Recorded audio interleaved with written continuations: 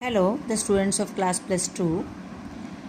In the previous video, I told you about how the resistance depends upon temperature. And as the resistance depends upon temperature by this formula, RT is equal to R0 into 1 plus alpha T. Alpha is the temperature coefficient of the resistance. So for metals, alpha is positive. That's why resistance increases. Semiconductors के लिए alpha negative होता है. Resistance decreases with the increase in temperature.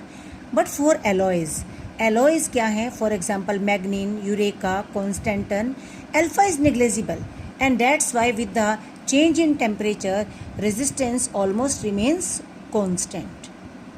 And this is the reason that alloys are used for making standard resistance coil. Why they are used for making standard resistance coils? What are the reasons that they are having high resistivity? इसका क्या advantage होगा? That अगर हमें किसी resistance को बनाना है तो by taking a very small length we can make the coil of high resistance.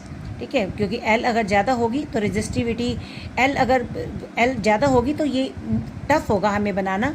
If L is laser तो resistivity is high, so that's why resistance can be high by taking the wire of very small length. And now second thing, that temperature coefficient is low. उससे क्या advantage होगा कि that by changing the temperature the resistance of those coils will remain same और हमारे practicals में problem नहीं आएगी. And third thing, they are not affected by the air and moisture etc. So these are the qualities, that's why these materials of alloys are used for making standard resistance coil in the laboratory. Now, how the resistivity depends upon temperature? As the resistance depends upon temperature, resistivity also depends upon temperature.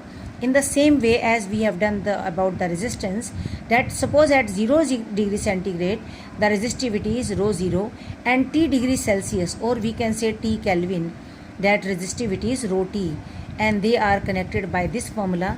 Here alpha R is temperature coefficient of resistivity. Now for metals के लिए alpha R क्या है? Positive.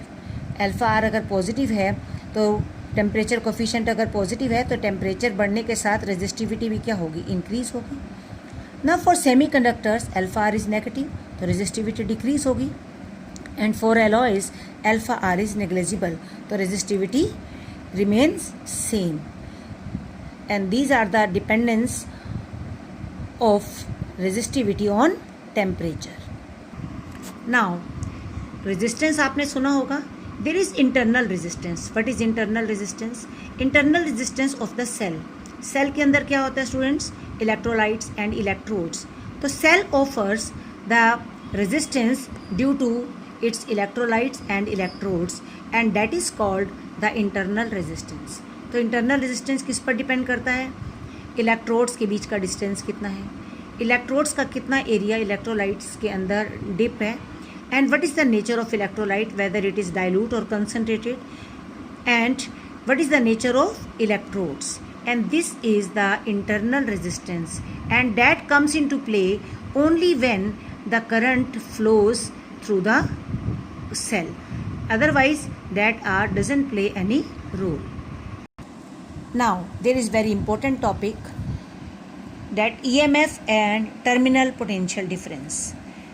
Let's take the example of this circuit, that there is a cell और cell को हमने वहाँ से current draw की है, that through any resistance we can say that there is a bulb or wire, whatever it is, and across the cell we have connected a voltmeter and there is a key also. और cell का अपना एक internal resistance है small r, हर cell में होता है. तो in the first case let's the K is open, K open है, but this volt meter is measuring the potential difference across the terminals of the cell. And let us suppose it's not constant, we have supposed, let us suppose that volt meter gives 1.5 volt reading.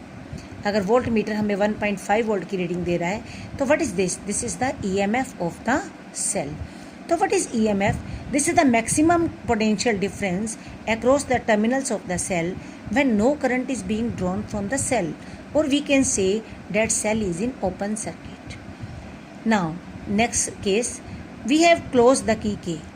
Whenever the key K is closed, current starts flowing through this resistance. And now we observe that voltmeter reading decreases. Let us suppose, again I am giving you just example. Let us suppose it is 1.3 volt. तो suppose it's 1.3 volt, तो it is lesser. तो that is 0.2 volt कम है. तो it means this is the terminal potential difference. तो how can we define terminal potential difference? This is the potential difference across the two terminals of the cell. कब? When current is being drawn from the cell. We are drawing current, or we can say कि cell is in closed circuit. So what does it mean?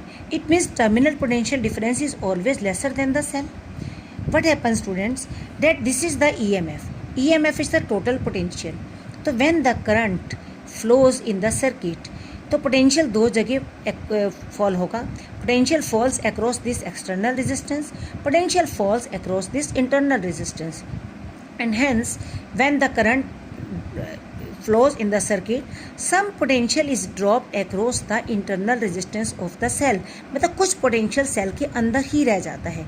And that's why the terminal potential difference is always lesser than the cell EMF of the cell. Means EMF के हमने दो part किए, एक I into small r. I is the current flowing in the circuit, and I into capital R. I into capital R, this is the terminal potential difference V. So we can say V is equal to E minus IR. Means terminal potential difference is always lesser than the EMF of the cell by an amount equal to the potential drop across the internal resistance of the cell. Now if we have to find the relation for the small r, तो total current in the circuit I is E upon capital R plus small r, क्योंकि circuit का total resistance कितना है, capital R plus small r, और V किसके equal है, I R. तो by putting the value of I we can find the expression for the internal resistance, that becomes equal to E upon V minus 1 into R.